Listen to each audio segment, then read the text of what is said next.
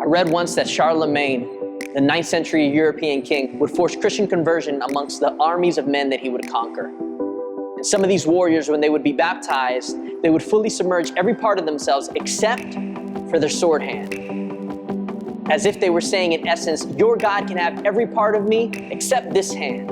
This hand is the one that I'll fight with. With this hand, I can still kill my enemies. And perhaps there's no better analogy for my relationship with God and money. God, you can have every part of me, but you got to stay out of my pockets. My sword is my wallet, and those stains of red that you see are not blood. It's called being in the negative. So God, if you're going to want a slice, I'm going to need some more money. They say money makes the world go round. So it makes sense why my world feels like it's no longer in orbit. You ever feel like your life is just stuck on pause? Hoping that Adam Sandler would pick up the remote, click play, and fast forward from this sick joke? I mean, I'm not poor. I'm just what you call broke. And I know some of you feel me. We're told to get more money, climb the ladder, but it feels like they add another rung with every step that we take. We're told to get more money, climb the ladder, just to find out that it's been leaning against the wrong building for the last 40 years. We're told to get more money, climb the ladder, but some of us grew up with barely a vision for a step stool. Growing up, I would hear, it's the early bird that gets the worm. But I know people with 2 or 3 jobs who wake up at 3 a.m. just so someone who is still in REM sleep can profit off their hard labor. So maybe it's really the second mouse gets the cheese. And this rat race is anything but fair. But we still play. We still grind away for more. I mean, if life is a real life Monopoly board, then I'm just throwing dice, hoping to avoid paying more bills while simultaneously driving past that street full of homes that I cannot afford.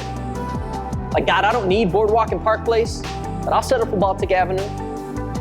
Because meanwhile, it seems like I'm just blowing twice in my hand, throwing dice, trying to land on chance, hoping to get out of student loan debt free card, or a 20% down and closing costs free card, or a I'm just trying to eat card.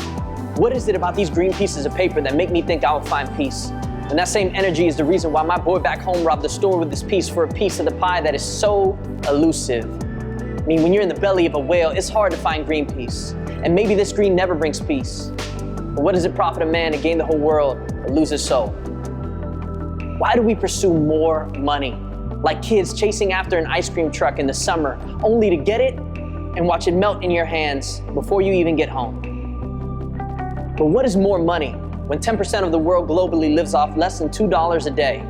And that's barely enough to buy you 4-piece nuggets here in the States. What is more when for every 1,000 kids born around the world, 39 will die before the age of 5, and the leading cause will be malnutrition and starvation, and you and I will open up a stocked fridge and exclaim, ain't nothing to eat here.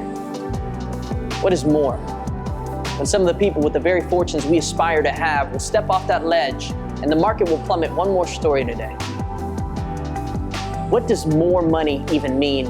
And why do I grip it so tightly and hold it behind my back like a toddler, unwilling to share that toy, knowing good and well that everything that I have is because my Father freely gave it to me in the first place? I heard that the human heart is the same size as your fist. So God, maybe if I trust you and open up my heart, my fingers will start to unfurl, and I can let more go.